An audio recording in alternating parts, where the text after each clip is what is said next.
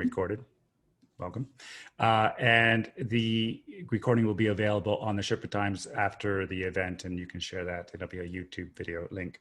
The second one is, if you do want to ask questions, please do so using the Q&A function. You'll see the tab below on the bottom of your screen.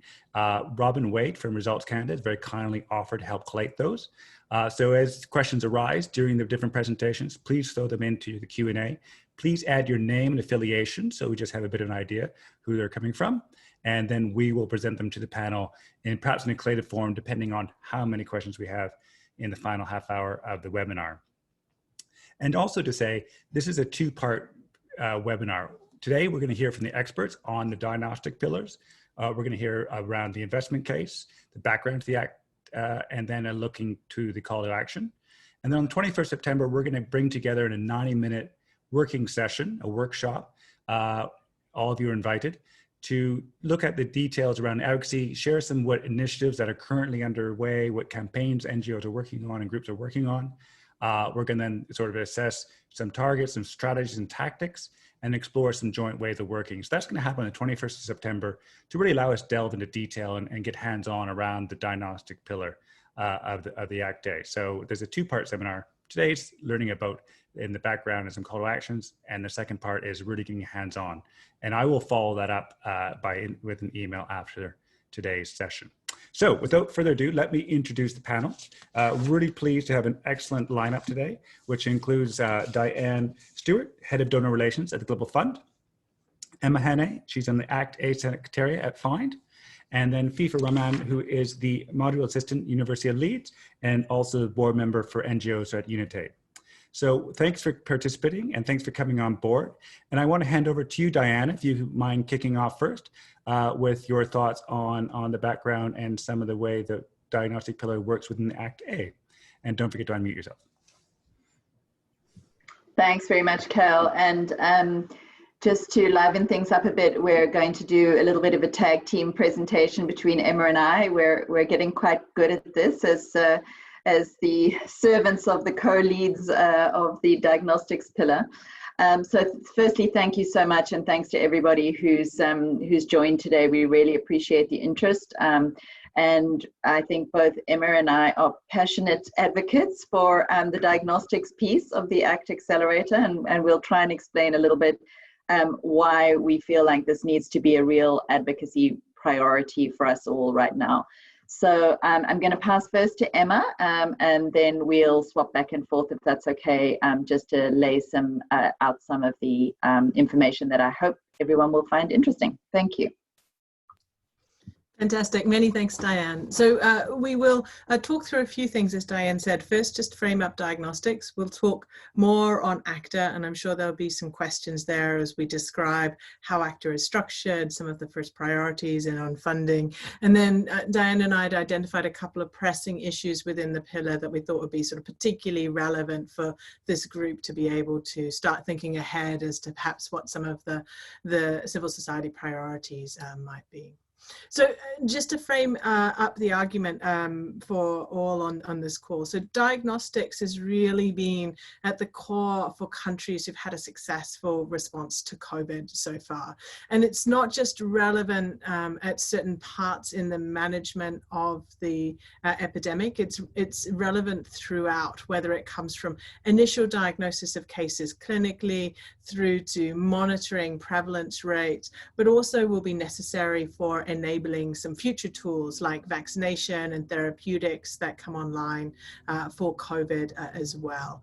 And one thing that we have seen quite significantly is that access to diagnostic testing can help control the epidemic. And this is because it gives tools to individuals and to communities and to national and local COVID response efforts to be able to control their disease. So here, and I realized I changed the colors and took off some of the names, which makes it slightly confusing, but here you can see the death rate in each of these circles as a country. And what you can see is that by and large, countries which had more testing had lower death rates than those who had less testing. And I think think this will also, as we will touch on later, speak to a little bit diagnostics as a kind of canary in the mine for health systems healthiness, so to speak, and we'll perhaps touch on that a little bit later.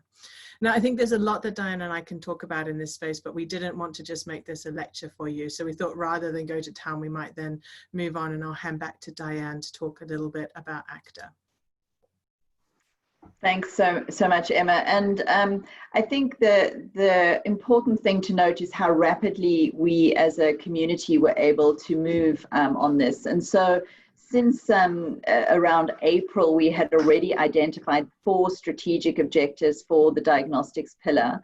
And there's already been quite a lot of activity on this, including expressions of interest, a huge call for expressions of interest over the summer to address the first 2 strategic objectives for research and development and market readiness. So these 4 strategic objectives really helped us focus the efforts that were so urgently needed. The first is around accelerating the development and regulatory approval of rapid diagnostic tools. Many of you, I'm sure, are aware that the time lag of current available testing is really hampering the response to the epidemic and not really facilitating infection control. So the need for accurate and effective rapid diagnostic tests that aren't too expensive is really, really urgent. And there's been a lot of progress, as we'll talk about in a minute, in this whole area, but it was very rapidly identified as one of the most urgent things that we needed to work with. And then associating with those testing tools, data management systems. So ways in which we could track information, manage the sort of epidemic profile, and of course do contact tracing and quarantining of people who are infected. The second work stream is around market readiness. There's a huge amount of work being done in this work stream, a lot of it with, of course, UnitAid around market shaping interventions, assessing quality of products and use cases. There's been a lot of modeling work done by our partners at Imperial to help inform the use case scenarios. And we're looking at everything from manufacturing capacity to individual prices and price negotiations and in-country regulatory support, because of course we can't roll out these tests rapidly unless we've addressed the regulation framework within all of our low and middle income countries. And then thirdly, of course, we're looking at rapid scale up of these tests once they're available. So this is the piece of work that the Global Fund is leading on. We're looking at actual supply and capacity, and we'll point to some of the challenges in this area in a minute. And of course, looking at price per unit, ways in which we can improve and ensure a very effective supply chain management, and then deployment in low and middle income countries. We know that many of these countries are going to need support. So pooled procurement and, more importantly, volume guarantees within the marketplace are really crucial for this piece of work. And then finally, country preparedness, which is really a very big, wide-ranging partnership push to ensure that the health systems are ready to deploy new tools, that there's training and lab capacity and supply chain capacity to deal with the huge volumes that are probably needed in many countries. And looking, of course, at the user experience and whether our community health workers are properly prepared to roll these things out. So we very quickly settled on these 4 strategic objectives, but at the same time, we were building the broader framework of the ACTA accelerator.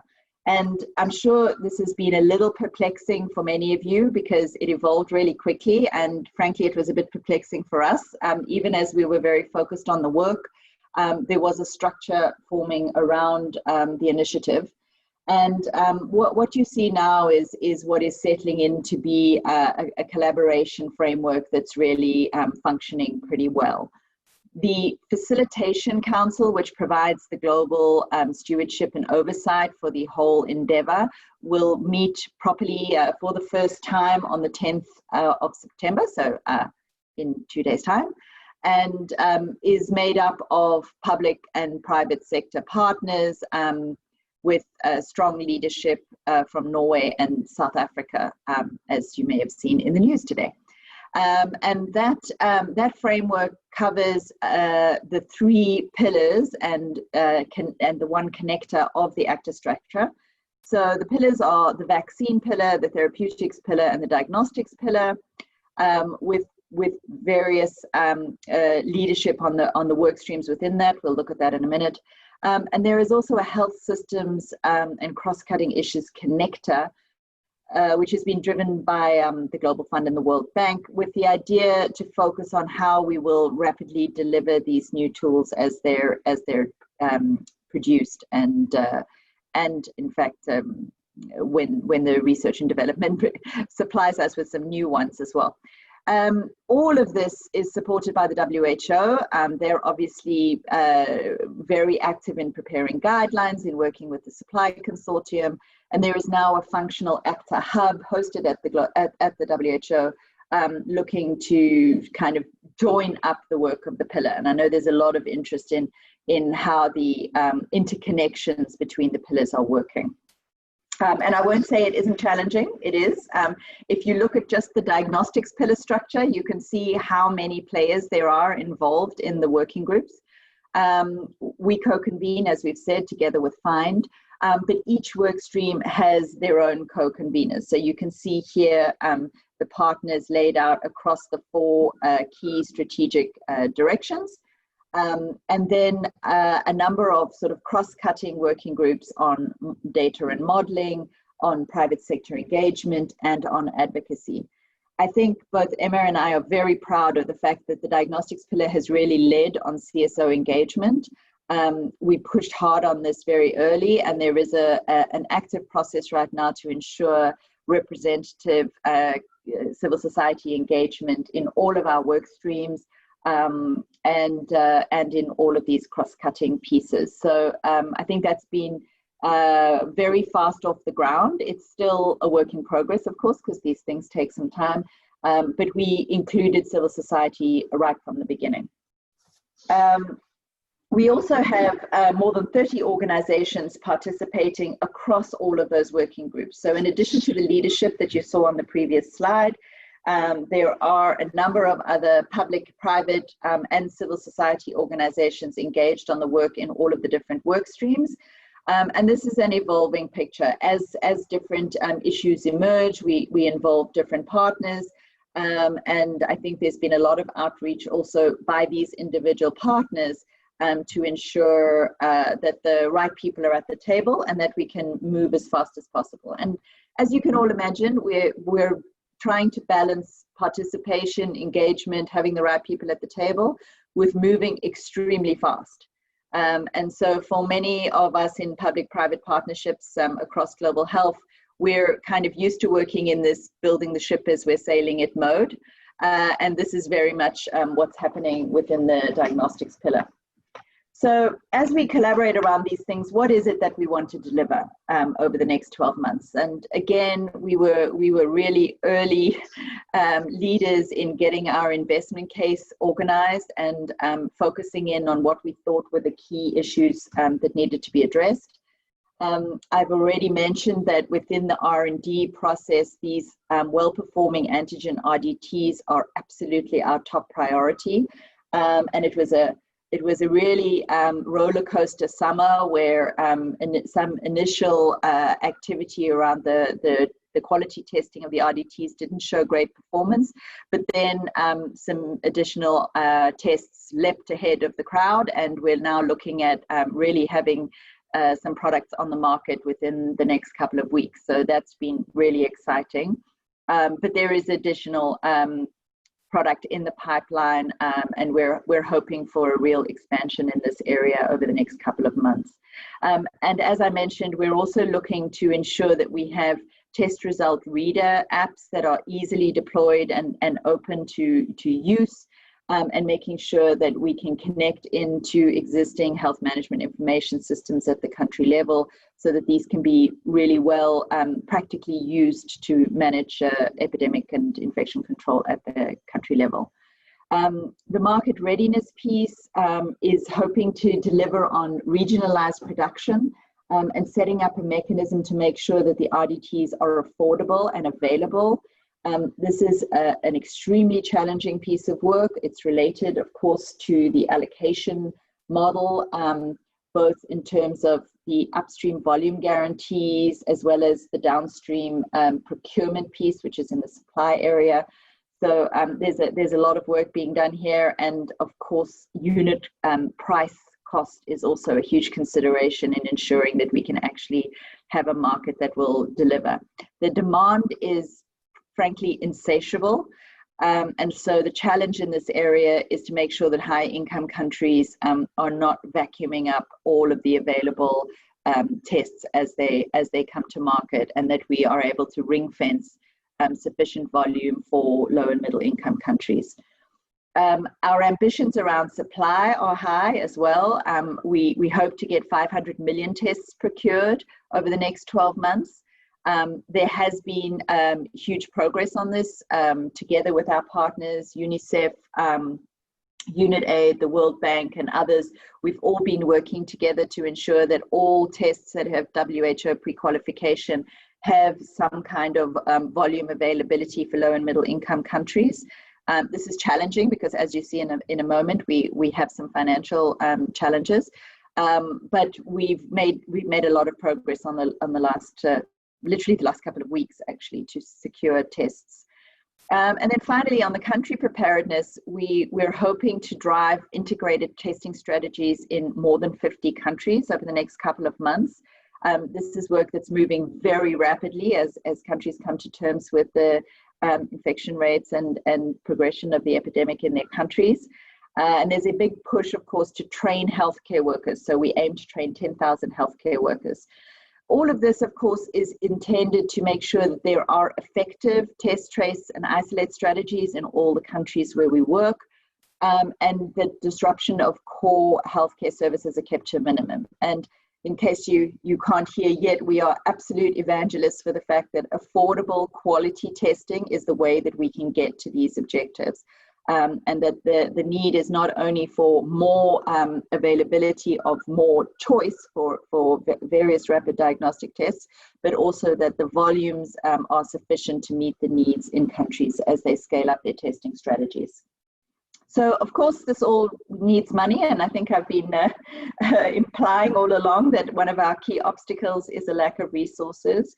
So our investment case made very clear a couple of months ago that we need at least $6 billion to close the funding gaps that we see in these various work streams. We've made some progress in getting some resources allocated for the R&D piece and the market readiness piece, but we're still considering the amounts that are needed there. Basically 400 million, which is really not a lot of money in the current sort of global COVID financial response. But we're still struggling to get even to 20% of the required resources. Around supply, it's even worse. We need 5 billion. We've got about 3% of that. That is not going to get us to the kind of volumes that we aspire to. And on country readiness as well, we're very far behind the curve in terms of financing these activities. So I think part of what we want to talk to you about today as well is to say, how can we change this picture? And what are the advocacy activities that we can undertake that might bring more attention to this huge gap? So together with our ACTA partners, we have developed a kind of advocacy strategy across the next few months. Obviously, there's a huge amount of money to be raised for the entire ACTA partnership. We're looking at a gap of about nearly $37 billion.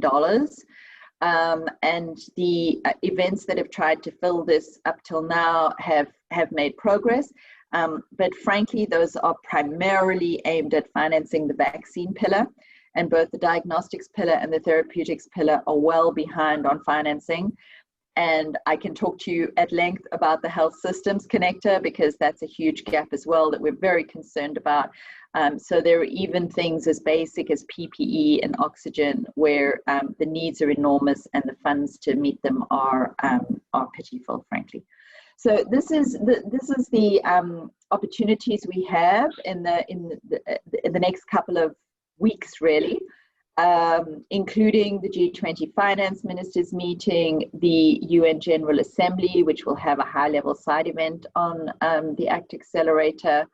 There are the IMF and World Bank annual meetings in October, and several other opportunities in the latter part of the year, including the Paris Peace Forum, the World Health Summit, which is not listed here, but several other regional and global events where we can maybe highlight the needs within diagnostics.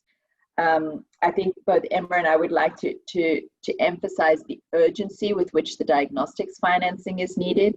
And we're happy to answer more questions on that as we go forward. But I think it's important that we also focus on programmatically what some of the challenges are. And Emma will walk you through some of these. Thanks, Emma. Fantastic. Many thanks, Diane. And what we thought we might do is just to cover a few of the features that we see in the landscape for diagnostics that we think are sort of particularly important for civil society.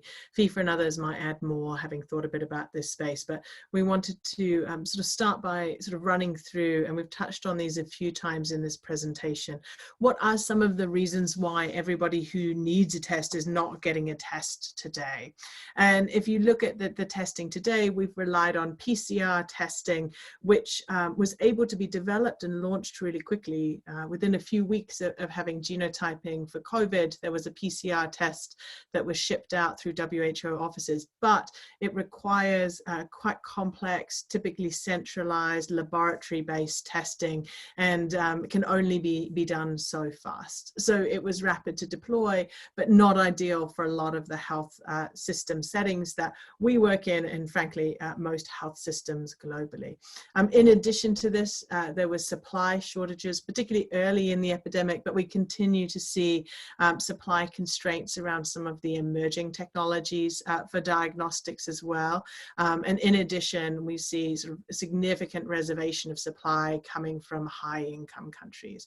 If you think about that, there's a number of countries in Africa who test less than 5,000 tests a month for the entire country, and there are universities in the US who test 20,000 tests a day. And so some of those gaps are really quite considerable and clear when you think about the fact that a number of countries in areas like Central Africa have started to see a rise in their number of cases. And so much like we've seen for other diseases where rapid diagnostic tests have played a really critical role, and that's because they are easy to deploy into a decentralized health system. They can be done by nurses at the point of care with quick results, and in other diseases have been relatively accurate and quite affordable. But in COVID, the first test that initially came to market largely didn't perform at a level that meant they were useful for the COVID response. But as Diana says, we as FIND, we monitor the pipeline really carefully of emerging diagnostic tests. And this is what the pipeline looks like that we're monitoring for new antigen rapid diagnostic tests in the pipeline. And if I'd shown you this a few weeks ago, the right-hand side, so products that are reaching market, would have been an awful lot more empty. We're seeing a large number of tests reach market who are going through either a stringent regulatory exploratory process or a PQ process, which means that now for the first time we actually can potentially have some of these tools that we need, and we think that this could well be on the ground to be able to be used as soon as October. But as we've seen with the other novel diagnostics, we're concerned about ensuring that capacity is available for all who need a test, and that it particularly involves a lot of lower middle income countries who may have missed out on some of those previous technologies when they reach the market. And so while Diane has talked about the work under the leadership of Global Fund that's underway to secure some of those volumes and to support country introduction, I think this is one area area that I know we would like to really emphasize, in addition to resource mobilization, as being a critical area where we know that civil society could play just an incredibly central role. And with that, I'll stop and pause and perhaps hand to FIFA. Thanks. Thank you very much. Like, very comprehensive and really useful, and appreciate the slideshow, which conveyed a lot of information. Just want to hand over to FIFA now and talk about, what can we do with this as advocates, and where should we go to in terms of, asks and call to action. So handing over to you, FIFA.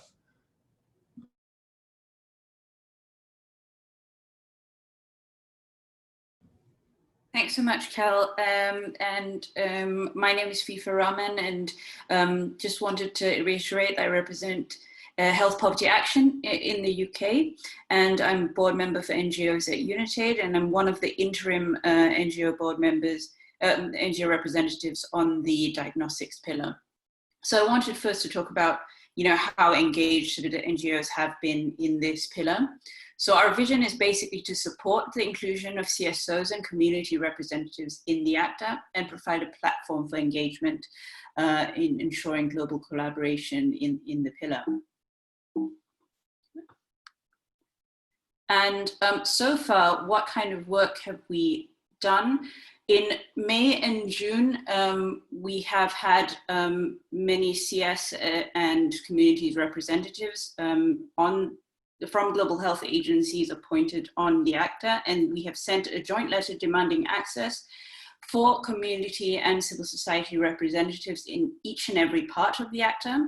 And this was mainly concerning the vaccines pillar, because as Emma said, we've had great collaboration from the diagnostics pillar, but we haven't had similar collaboration on the vaccines pillar until recently, when a process to elect civil society representatives has begun and is underway, although not maybe in the same method that the treatment and diagnostics pillars have done.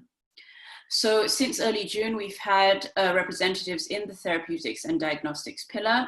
In the health systems connector, we've had civil society in there since late June. Currently, the vaccines representation is underway. There was an open call for it, but the WHO will select representatives for this pillar in the coming weeks. It should be reiterated that we as a CSO group still believe that CSOs should pick these representatives, but these discussions are ongoing, so hopefully in these few weeks we'll get to choose them. In addition to that, as I think Emma or Diane mentioned, there will be a facilitation council meeting this week. We are planning to nominate some interim members and then have a later open call for civil society representation in this council. So basically, we want civil society to be embedded in every aspect of ACTA work. And to ensure that communities as well, including people living with long COVID or long-term effects of COVID, are included in this space. In addition to that, we have a new website being set up, covid19advocacy.org. We don't have any funding yet to run this, but once we do, hopefully we'll have a more organized way of engaging the focal points on this. And Katie is the right person to get in touch with in regards to the website and collating any information as pertains to that accelerator. I wanted to give a quick update, although I think Emma and Diane have covered most of this. In terms of representation on diagnostics pillar, of course, myself, Katie, Brooke, and a number of others are interim representatives, and we are closing up the selection committee and reviewing the selections for more permanent representatives, and this should happen very soon. So I wanted to show you this slide from the first September coordination meeting of the ACTA, and these are the key milestones and progress that have occurred in the ACTA Accelerator diagnostics pillar. And it's impossible to raise all the issues that the NGOs have brought up during all these meetings. There have been too many. But some of the key issues that NGOs are concerned about, for example, in the start we've raised that we wanted to see more Black and brown people in the calls and individuals from the Global South participating in the calls, which we now see more representation within the working groups, although we obviously think this could be improved further. And Diane and Emma have mentioned this as well, that there's a concern with diagnostics nationalism, right? That many of the antigen rapid diagnostic tests are being bought up by the United States and other high-income countries, and basically it's a chase for the accelerator to purchase as many rapid diagnostic tests as possible. So that's obviously something that we're concerned about. The next thing that NGOs have raised is data privacy, and of course, data privacy has been raised within the pillar, and there is a white paper being developed, but we do want to see more granularity on how governments deal with data privacy issues, especially where governments don't necessarily have the equivalent of Europe's GDPR guidelines. How do governments protect the privacy in terms of results of COVID tests and things like that? And we especially are concerned about this because of recent articles pertaining to the Abbott tests. So this is obviously a key issue that's important to us. The third issue that we've raised, and this was raised by Brooke in the Q&A, as you can see, that whether the use cases are currently too restrictive. Should the tests only be given to health workers and high-risk adults, or should it be expanded? And we'd be keen to see a response on Brooke's question there. And the next thing is resource mobilization. Diane's raised this, Emma's raised this. This is definitely a real concern, and we obviously want to see a plan, but also want to think about how NGOs on the ground can help to urge donor agencies to donate to this. I know what is sexy is vaccines, but the fact is that diagnostics, as Emma said, it underlines many of countries' responses, the countries that have been successful. And the importance of diagnostics really can't be emphasized further. So we're really looking forward to seeing some kind of plan on resource mobilization. So those are just a few issues that we as NGO groups are concerned about. And we look forward to working with all of you out there to find better ways to advocate and increase the focus on these issues. So there actually was another slide, but I don't know why it's not appearing. But I wanted to say that if there are NGOs out there who want to be more engaged and receive information, because what we do after each discussion is we create sort of a summary of the discussions that were had on the pillar, and we disseminate it on 3 listservs. But I know that not everybody is on these listservs, and we're not as inclusive, and we're trying to reach out as far as possible and make sure that we're including lots of NGOs from the Global South. So please get in touch if you'd like to be included on the listserv, or you would like to receive more information on the diagnostics pillar as well. Thanks. Great, thank you, Fifa. And just to say, we will put the links and maybe a contact email on the Sherpa site. So after this, and we'll send those links around as the webinar, so you can get in contact with Fifa if you want more information or participate in those in this service. That was a brilliant, excellent overview, and I think it sets us up well for a bit of a Q&A and discussion on what is we as advocates. And I think we laid out very clearly, Fifa, where the sort of the key areas and sensitive areas that we need more action and more work on. Obviously, fundamentally, resources are huge, but there's also, the data protection and a lot of those other sort of key aspects that we as advocates have to take a look at are really excellent to be shared, and gives us an idea of what we need to work on in regard to the diagnostic pillar for ACTA. We have a question from Brooke, and I'll read that in a second, but just to those who are watching, please do use the Q&A function to share some questions to the panelists on the range of issues that have been addressed. And going to Brooke's question, which you referred to, Afifa, but I'll just read out in its whole. Brooke Baker from Northeastern University School of Law and Health Global Access Project asked, I would not say that the supply ambitious is high. It's actually quite low compared to not only health service-based testing, but the kind of testing now beginning in rich countries to more broadly test open schools and economies. Don't we actually need to project broader use cases and a real supply/funding gap that exists? So those that panel, please, who would like to take that up?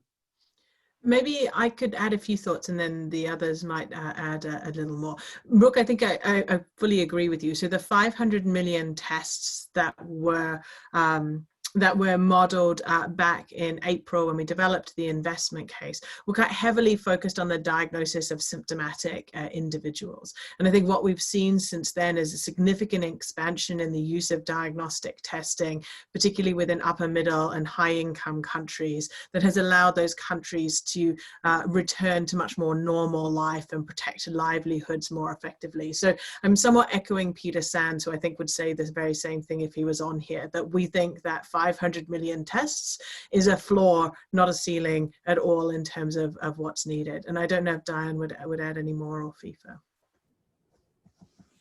Yeah, absolutely. And just to say,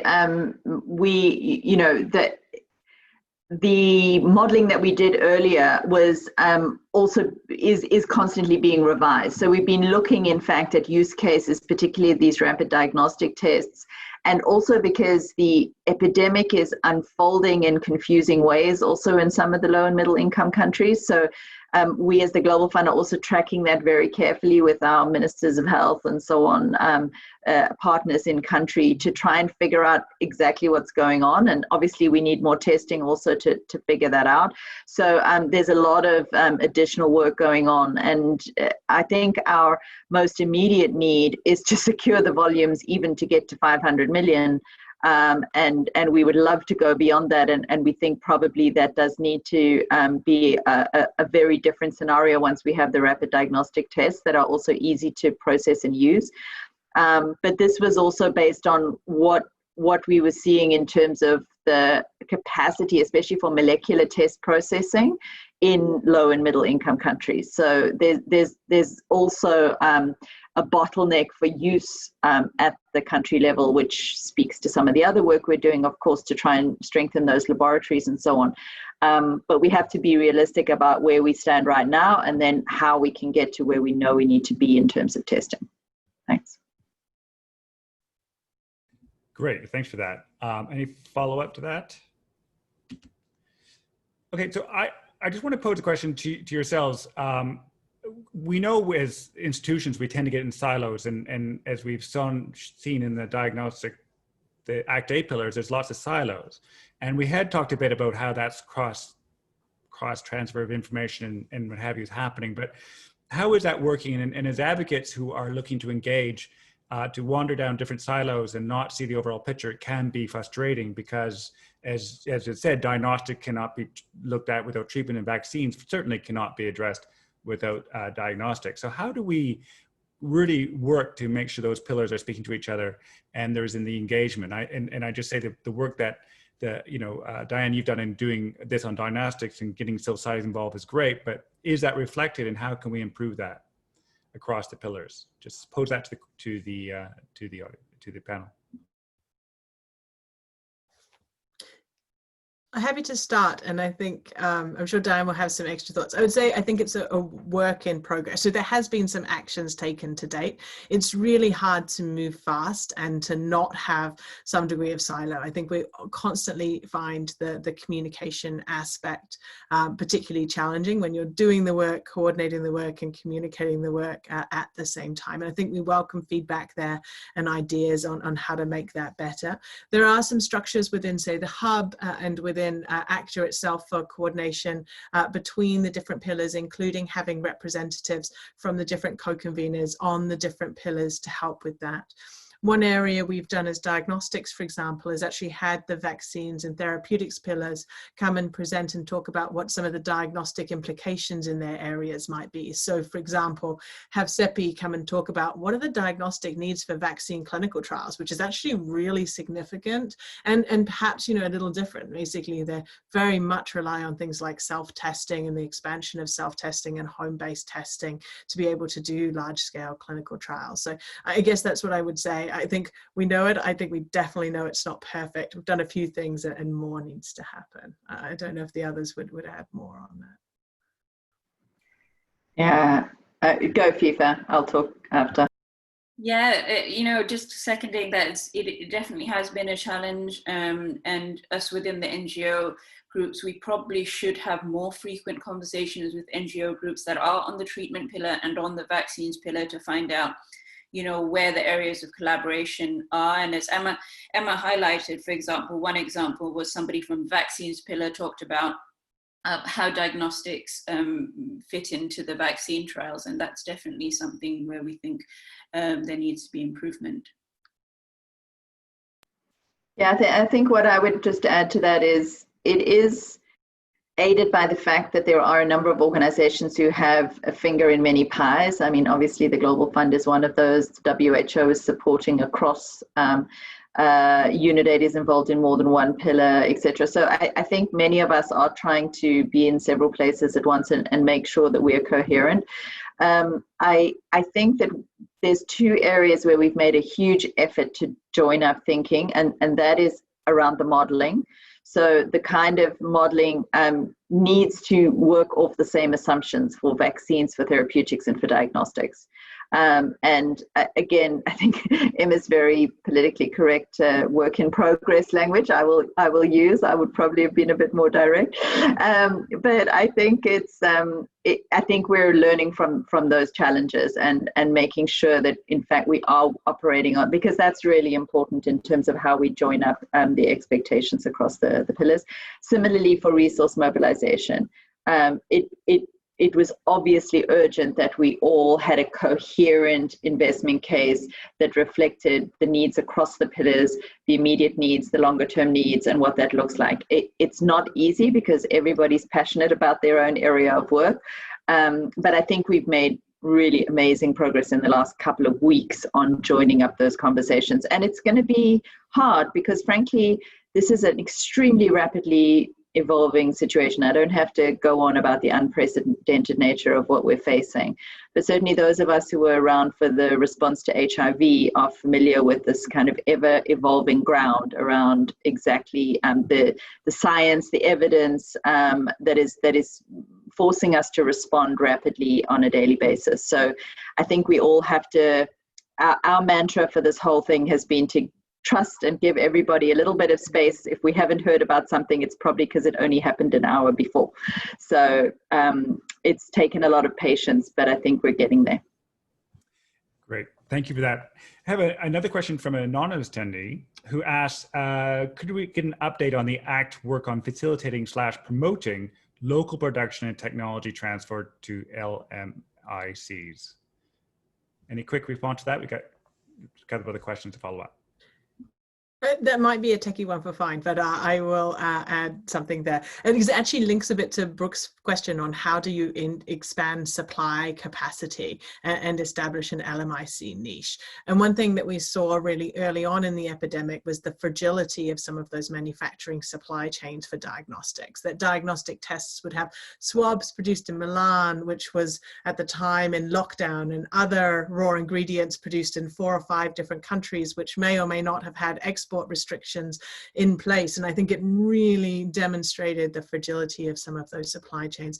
And so a little bit to question, Brooke, I think one critical part that we find and ACTA in broad know is true is to expand manufacturing capacity, which is very concentrated in a few specific countries. And those first few tests that will come out will be from those countries.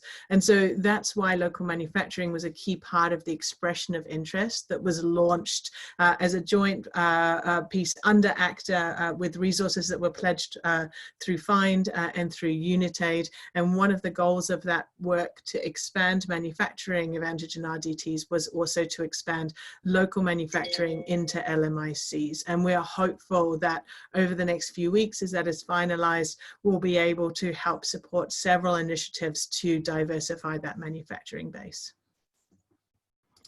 And I would just add quickly to that the supporting the challenge we had in the early days of this crisis, where the Global Fund saw our supply chain, even for AIDS, TB, and malaria, very disrupted in the immediate term, and we were looking at a complete cliff, frankly, in relation to malaria RDTs. And so what we discovered is that our existing relationships with many local and regional manufacturers were super useful in that, and we were able to problem solve in real time, trying to do sort of tech transfer and things like that. So that's a very active conversation with all of our suppliers to see who might be able to step up and do additional COVID-19 related work when they have relationships already with either the supply consortium at WHO or directly with the Global Fund and UNICEF. So that's also been a big piece of work to expand, as Emma says, the list of manufacturers. Great. And just to touch base on another question that Brooke posed on that is, what's being done to increase the literacy in LMICs around the testing? Just quickly on that.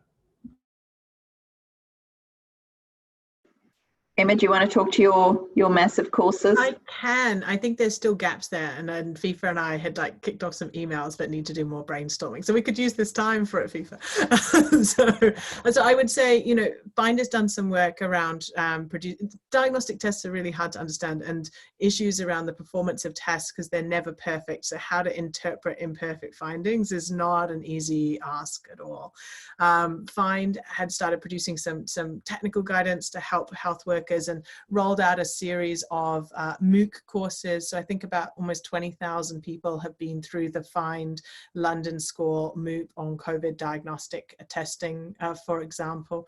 But I think the need for this becomes more and more acute around antigen RDTs because they will be largely used by healthcare workers at multiple levels of the system. And I think ultimately, we all have a vision to see how far through the system you could push these things down to, because I think they could be incredibly empowering for communities and for individuals.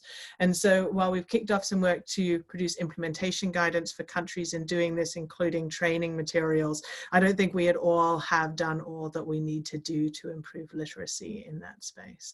FIFA, I don't know if you had any thoughts on this relating to other disease areas that have worked, or I know you and I had kind of kicked off some conversations around making sure CSOs have a strong role there. Yeah, and it was raised during the last country preparedness call whether there was going to be a comms aspect on the implementation guide, right? And we're still working around in what form those comms guidelines would take. There were some concerns from the group that these shouldn't be regional documents; these should be national documents. But of course, that of course takes a whole new set of resources. So it's work underway, but definitely it's something being considered within the country preparedness group and other groups as well.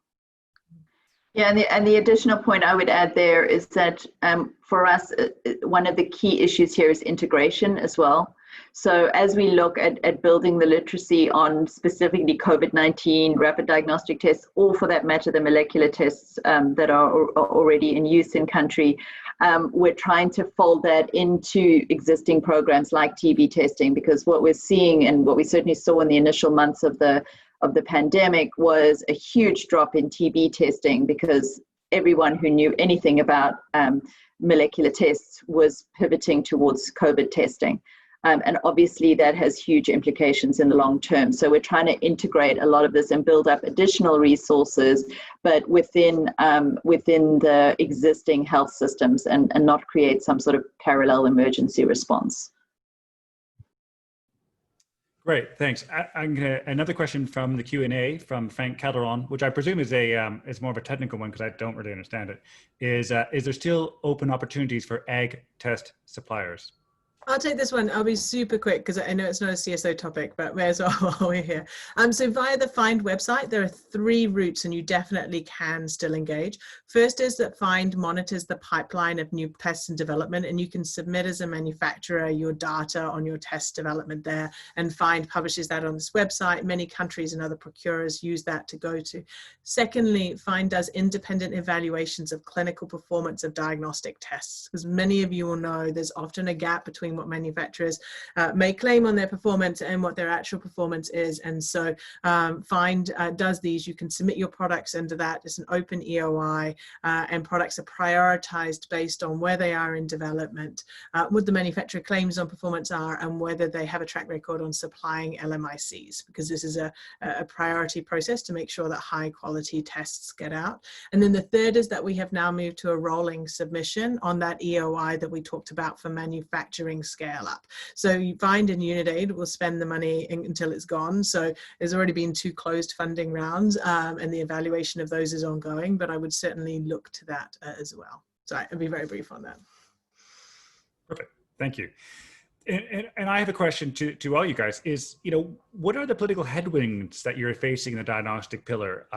And as we plan for actions around mobilizing support around the issues that have been raised, what are the main issues? What are you getting pushback from the different institutions and organizations, and where is the friction points, if you like, on the diagnostic pillar?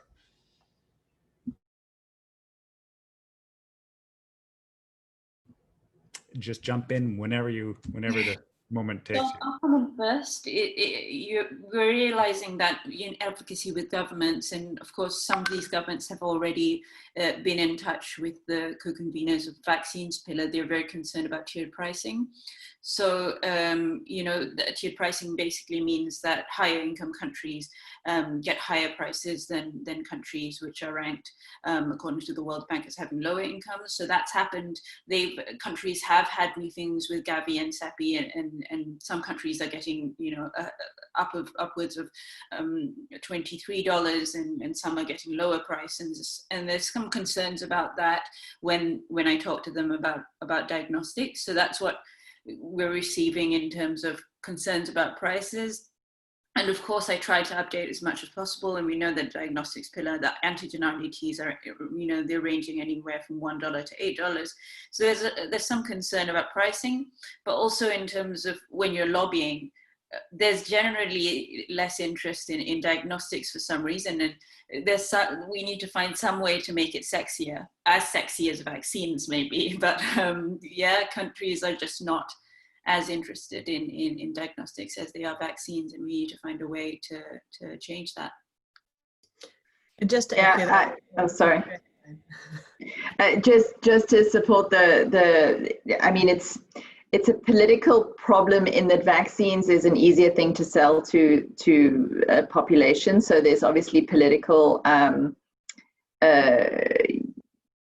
there's political capital in advocating and talking about vaccines, whereas for many countries, if not most countries, talking about diagnostics and testing gets into challenges within the national response to COVID. And so it becomes, to your point, FIFA, it's not the sexiest subject, but it's also a third rail in politics right now, because there's very few countries. There are some, and Emma pointed to them right at the beginning of the presentation, countries who've done very well on testing, but the vast majority of countries have not.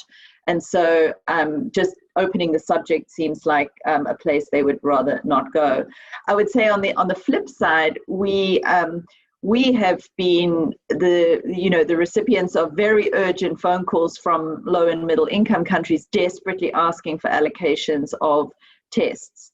And so the allocation model around this is highly challenging from a political point of view. And those of us, working in development are concerned around equity issues in relation to that allocation model. We've been referencing it for this whole discussion. But ensuring that there is not only understanding of the absolute crucial role diagnostics play, but that those are fairly distributed as new, cheaper, more easy to use tests become available. To the point Emma made earlier, there can't be more tests available at a college in a high-income country than there are in an entire country in sub-Saharan Africa. So that's inherently a political issue. Brilliant. Thank you very much. So squeeze in last question, very tight. So just literally 30 seconds reply. And this probably goes, as it says, Global Fund. Looking across the pillars on the HSS connector investment case, will it focus exclusively on the COVID-19 specific response, readiness, PPE, infrastructure that C-19 responses will rely on? Or will it include mitigating impact of COVID on other programs too? Just really quickly on that one, just 15 seconds reply, great. So the ACTA investment case includes only the COVID-19 specific tools and interventions. And many of you will have seen the Global Fund's mitigation plan for AIDS, TB, and malaria, which includes both our COVID-19 ACTA response, so our diagnostics pillar, therapeutics pillar, and health systems response, as well as investments needed to protect other health programs. So those two documents taken together are capturing the needs for the next 12 months for all countries across all of those things. But ACTA does not look at that. It's very tool specific, including the health systems, is only about delivering tools. It's not about UHC or anything else. Great, thanks. And now the next stage of this webinar's process is going to be the strategy session. I just want to ask FIFA very quickly to set us up for that strategy session on 21st September. What's being done to equip civil society, NGOs to mobilize advocates to get them to do stuff in the community to support the work that needs to be done to deliver some of the asks that we've been set out during this webinar? So one of the key gaps that people have raised to us is that they don't have ability to access any developments or documents that have been produced during the ACTA discussions, and that's why we've come up with this website, and we're trying to develop it as much as possible, but also to get as many people from all over the world on these listservs that we're distributing information to. Chase Perfect is on the call and the participants list. He runs a listserv that's useful to get on, and that's where we share some of our information. But also we have these monthly calls to update civil society, and this could be one of the methods through which we could increase coordination on advocacy on these issues. So yeah, looking forward to engaging more, and hopefully people reach out to myself and Katie to be included on those as well.